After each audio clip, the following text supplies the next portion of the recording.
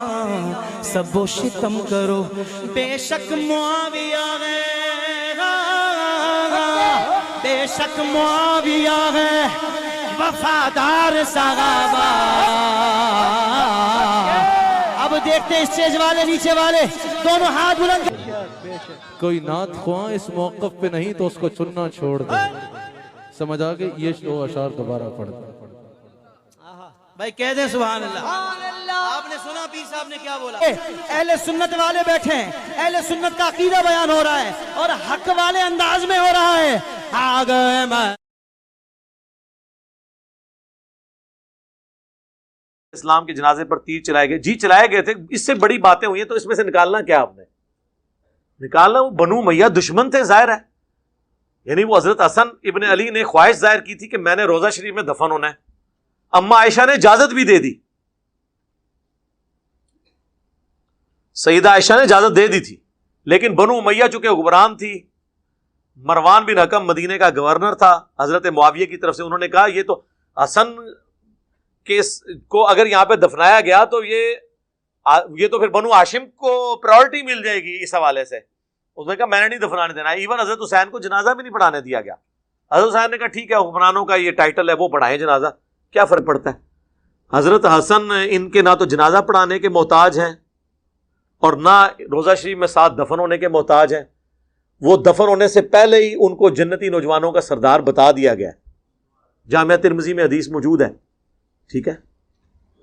اور ان سے جو صحابہ کی عقیدت تھی، صحیح بخاری میں ہے کہ ایک دفعہ حضرت حسن بچپن میں حضرت علی کی طرف، یعنی وہ کھیل رہے تھے، تو حضرت ابو بکر نے ان کو اٹھایا اور کہا اللہ کی قسم تم علی کے ہم شکل نہیں ہو، رسول اللہ کے ہم شکل ہو۔ ہاں جی، لیکن یہ دیکھ لیں، یہی حسن جب فوت ہوتا ہے اور امیر شام کیا کہتے ہیں، وہ ابو داؤد 4131 مقدام، تمہیں پتہ ہے حسن ابن علی فوت ہو گئے، تو انہوں نے کہا انا للہ و انا الیہ راجعون۔ ابو داؤد تو لے کے آئے کہ قال فلان، فلان نے کہا، عامر بن حنبل نے کہا کہ معاویہ نے کہا حسن کے مرنے کو تم مصیبت سمجھ رہے ہو؟ ہائے ہائے، عام بندے کے مرنے پہ پڑا جاتا ہے۔ انہوں نے کہا کہ معاویہ تیری اس بات نے مجھے انتہائی تکلیف دی ہے، میں اس وقت تک یہاں سے نہیں اٹھوں گا جب تک کہ میں تجھے ایسی باتیں نہ سناؤں جسے سن کے تجھے غصہ آئے، اور اگر میں جھوٹ بولوں تو کہہ دینا میں جھوٹا ہوں، اور اگر میں سچ کہہ رہا ہوں تو میری تصدیق کر دینا۔ اور ایک پاس چمچا بیٹھا ہوا کہتا ہے حسن تو ایک آگ کا انگارہ تھا جسے اللہ نے بجھا دیا، یعنی وہ ہر ٹائم ان کے سر پہ لٹکی ہوئی تلوار تھی کہ ان کے ساتھ ٹریٹی کی ہے اور پوری کرنی پڑے گی۔ حسن فوت ہو گیا، انہوں نے اپنی مرضی کری اور پھر کی تھی بھی اپنی مرضی۔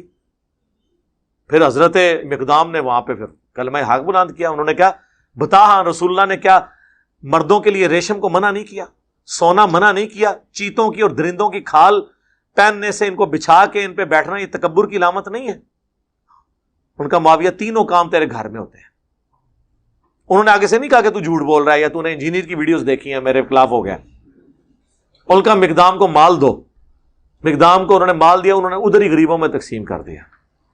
یہ لوگ مال کے لالچی تو نہیں تھے یار، علی کے ماننے والے تو پھر آپ کو پتہ ہے زہد میں